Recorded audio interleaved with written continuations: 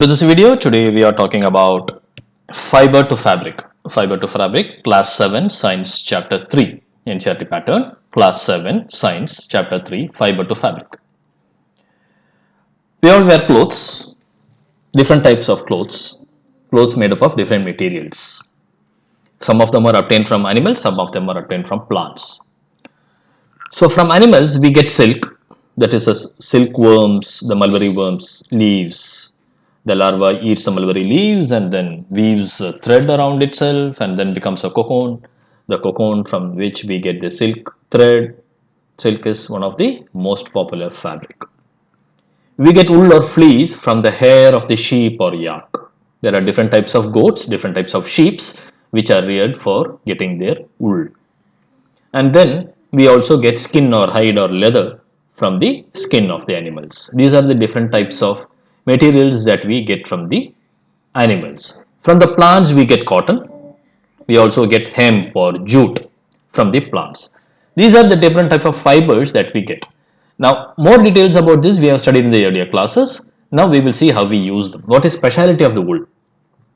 Why do we wear woolen clothes in some seasons, or why do we wear cotton clothes in some other season?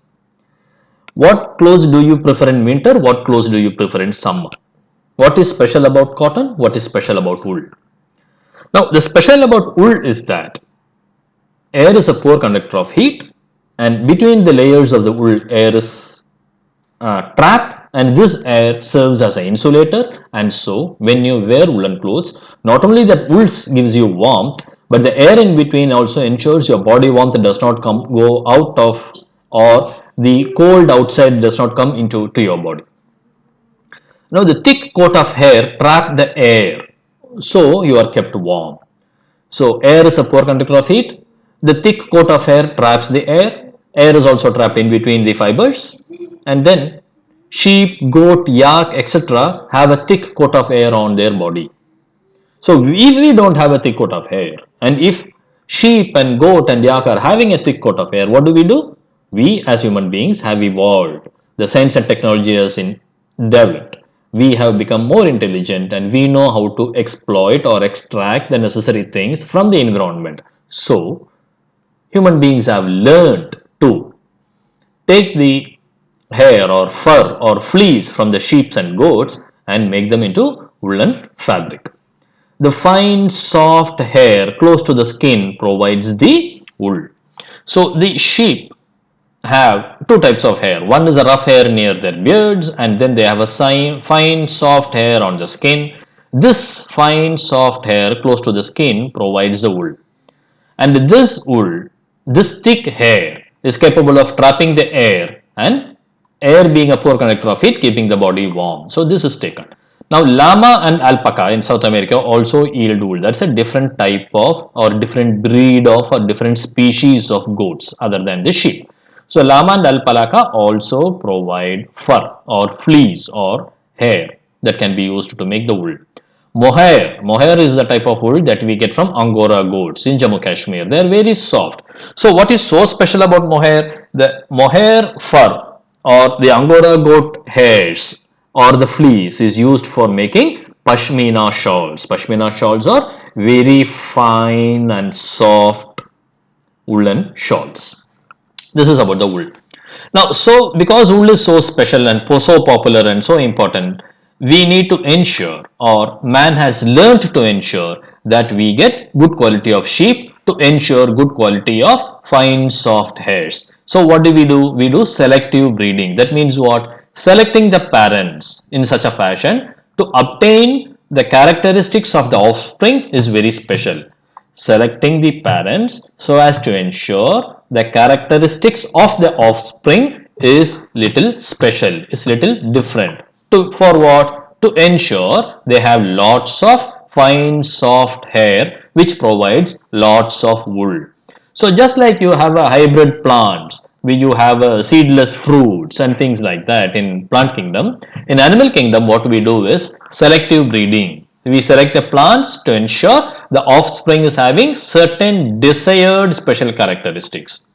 So they possess only fine under the hair and no coarse fiber. So their wool is only fine soft wool. The extent of fine soft wool is very large and the extent of the coarse hair is very little in such offsprings. Since sheep is very common, we use sheep wool for all the woolen requirements. But the selective breeding is done not only for sheep wool, it is done for dairy milk. Certain cow breeds give lot of milk. It is used for broiler. Certain chicken grow very fat so that you can have a chicken meat. Now, not only the rich wool, you have certain dogs or we have a fancy dogs when you have a selective breeding. So, like that, in different animals, man had learned to do selective breeding so that we exploit it. In sheep, what we do is for ensuring fine soft hair. Okay, now, what are the different types of goat or sheep in India, the lambs in India that give special characteristic of the wool? There is a Lohi breed in Rajasthan or Punjab. They give good quality wool. Lohi breed in Rajasthan and Punjab. Then we have a Rampur Busher. Rampur Bushers, they are found in central India, Uttar Pradesh, Himachal Pradesh, etc., the hilly regions. They give brown fleece. Rampur Busher gives brown fleece found in UP and Himachal Pradesh. Lohi in Rajasthan and Punjab gives good quality wool. Then there is a Nali. Nali in Rajasthan or Haryana, Punjab. Nali in Rajasthan, Haryana, Punjab, they give wool which is suitable for carpet. That means what? Not soft fine wool but little bit coarse wool. Nali in Rajasthan and Punjab. Then the wool from Bakarwal. What is that? Bakarwal wool in Jammu Kashmir is soft and is used for shawls.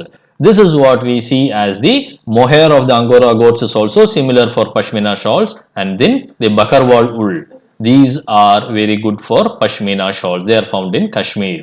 And then Marwari from Gujarat. The Marwari has a coarse wool.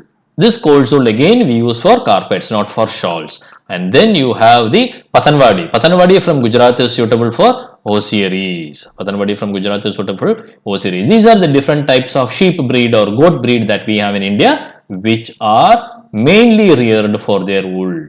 Rearing sheep is shepherds take care of rearing of the sheep activity. Now, sourcing of the wool. How do we do? What actually is done? In simple terms, sheep are reared, the hair is cut, shaved off and processed. This is in simple terms. In detail, what do we do? First, the sheep we know are herbivores. They prefer the grass and leaves. But the shepherds also feed them on mixture of pulses, corn, jowar and oil cakes. So when you feed the sheep on pulses, corn, jowar and oil cakes, because of the nutrients available in this, they grow faster. We get a better yield of wool from these sheep. In winter, the sheep are kept indoors so that they are not affected by the cold weather outside. And then they are fed on leaves, grains and dry fodder. So, green leaves and grasses given, pulses, corn, jowar and oil cakes are also fed, and in winter they are fed grain and dry fodder by keeping them indoors so that the cold weather does not affect them. So, they grow healthy and they grow lots of fine soft hair on them. Now, the quality and texture of the fiber is different from different breeds of goats. The quality and texture of the wool fiber from these are different in different parts or different regions of India, different states. That is because of the climatic conditions there and the type of food is being or nutrients that the lamb gets as well as their breed, the species. So thick coat of hair yields good yield or good quality of wool in large quantity. So these food is fed to the sheep and then the crossbreeding or selecting breeding is done to ensure they have a thick coat of hair. So this is how the wool industry ensures we get good quality of wool from the sheep. Now how is this processing is happening? First thing is shearing. Shearing is what? The fleece of the sheep along with a thin layer of skin is removed. Mostly it is removed in summer. Why? When you remove the hair on the skin, the sheep should not feel the cold. So it is done in summer, they don't feel the cold. Why? Because nature has given them this hair to keep their body warm, not to keep our body warm. We are taking away that skin so that in winter if you do it, they will suffer the cold. The protection given by the nature to the sheep will be taken away and they may die. If you do it in summer, they don't need to remain cold. So if you take away that hair, there is not much damage. So shearing is fleece of the sheep along with a thin layer of skin is removed. And then what happens? Scoring. What is scoring? The sheared skin is thoroughly washed to remove the grease or dirt or dust or whatever it is. The dust or dirt and grease are removed by thoroughly washing the sheared skin. And then sorting is done. What is sorting? Hairs of the different textures are separated and dried. Even if you have all the sheep from a particular village in Rajasthan, so the region is same, even if all of them are the same breed, so the climate is same, the region is same, the breed is same. Even then, the food you are giving to the sheep, that is the pulses, corn, jowar, oil cakes, hem, the grass, the fodder, the greens, the leaves and shoots, the grain, the dry fodder, everything is same. Even then, the all of them having a thick coat, but the hair will be of different texture. So the hair of the different texture of the sheared and scored fleece is sorted. That is, they are separated and then they are dried in the sun. What is burrs? Burrs is small fluffy fiber that are pulled out. So when you wear a woolen clothes and then you brush against the wall or some hard surface, after a few months of wear and tear, you will find that some small fibers or thread comes out. That is called the burr. The burrs are small fluffy fiber which are found in the hair of the fleece. So that is pulled out, and then later the hair of the sheep grow again. So there is no need to worry 101%, because as a nature, just like your hair on your head grows, sheep also grows back their hair. The fibers, after the burrs are removed and after it is sorted, the hairs of the wool that we got from the sheep, the fleece, that is dyed. Naturally, we get only black, brown, or white color. It is dyed into different color that we want. And then the fiber is straightened. They are combed and they are rolled into yarn. Fibers are straightened, combed, and rolled into yarn. Now, what happens? All this hair is of different structure and they are not all of the same length. So, longer fiber are knitted using for knitting, and shorter fiber are used for spinning and weaving. So the fleece of the sheep along with the thin layer of the skin is removed. The thick coat of hair is removed. The thick coat of hair on the sheep is called the fleece, which is a woolen hair. So this is cored, that is thoroughly washed, and then sorted. Different textures are separated. Burrs are removed, and later they are dyed, and then they are straightened, combed, and rolled into yarn. So shearing, scouring, sorting, removal of the burrs, dyeing, and then straightening, combing, and rolling into yarn. If they are long, the long fiber are knitted. If they are short, the short fibers are spun and woven. This is how the wool fiber is processed. This is how from the fiber it becomes the woven fabric. This is the fiber to fabric.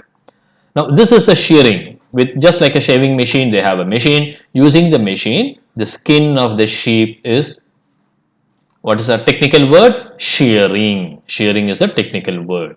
It is removed and then it is washed. The scouring is washed and then it is sorted. Burrs are removed. Burrs are removed. It is sorted depending upon different texture and different thickness, and then burrs are removed. And then what happens after burrs are removed? They are dyed, straightened, combed, rolled, and then knitted or spun or woven. So these are the steps in processing of fiber to wool.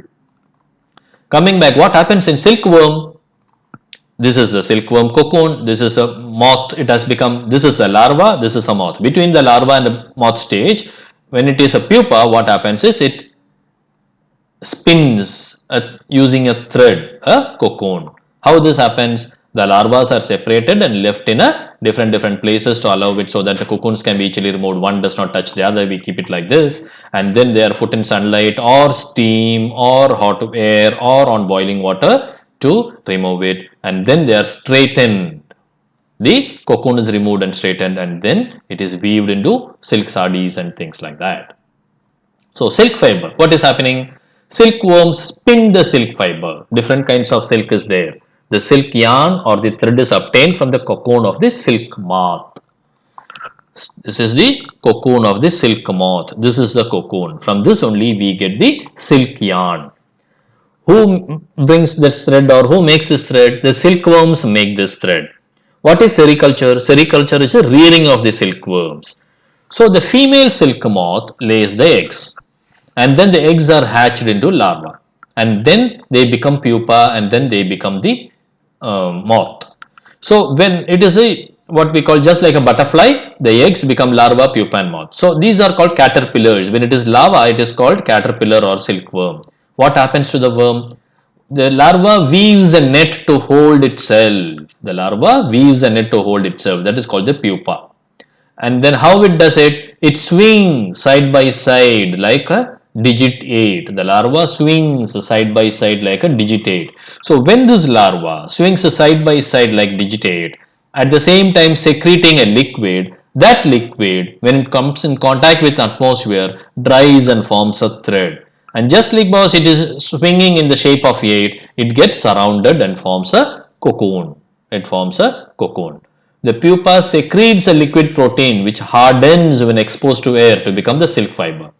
Pupa secretes a protein which hardens due to atmosphere exposure to become a silk fiber. This fiber, when it is swinging its head side by side like shape 8, it becomes a woven enclosure around it. It becomes a woven enclosure around it. From inside this covering, this pupa weaves this net, and this is called a cocoon. The pupa becomes a moth when it remains inside the cocoon. Now what happens is, if you leave it like that, after some time, when it becomes a moth, it will break the cocoon and fly out as a moth. So what happens is, when we feel the cocoon is complete and when we feel or when we find it is ready to become a moth, we take that cocoon, put it in a boiling water and take out the silk thread. Now, the sorting of the cocoon or sorting of the wool, this is a very dangerous job. It is called occupational hazard. Occupational hazard means what? The difficulty or the danger that happens to your health because of your occupation, because of the type of work you do. Maybe when you are a construction employee, you are breathing too much of a cement or dust. When you are a weaving or a sorting, you are breathing this too much. So it has an occupational hazard. The job is risky. Mostly this job is done by women, and women are at risk because of that. Also what happens is, the bacterium or the anthrax on the skin will cause a fatal blood disease also. The bacteria on the skin causes blood disease also. This is one of the occupational hazard for the people who work in silk industry or the wool industry. What are the types of silk we have? The mulberry leaves or the mulberry tree is where mostly the silkworms are there, because silkworms mostly eat the mulberry leaves. Now tussar silk, it is produced from the larva of the species of silkworm belonging to the moth genus Antheria. Antheria is the genus, and the silkworm of that species will produce a silk called tussar. Then there is another called Muga. Muga is known for the richness or durability of the silk. It is yellowish in color or golden in color. And tincture. Tincture is a color. Then you also have artificial or synthetic silk. These are obtained from polymers. These are not from nature or silkworm.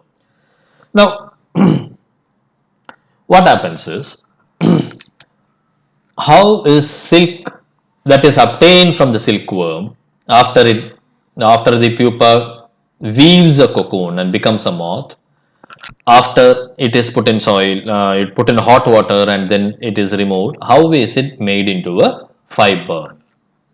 How is it made into a fiber? First it is called rearing of the silkworm. As you know, just like rearing of a sheep, we rear the silkworm. There are farmers, sericulture farmers. And then what we do is reeling of the silk from the cocoons. This is the reeling of the silk from the cocoons. Then we do reeling of the silk from the cocoons. And then the industry mostly employs women. That is why we saw there is a room for bacterium anthrax infection or occupational hazard of lung diseases. Right? The cocoons are collected and kept under the sun or boiled or exposed to steam. And then the threads are removed by reeling it out. What is reeling? Reeling is winding. Reeling is winding.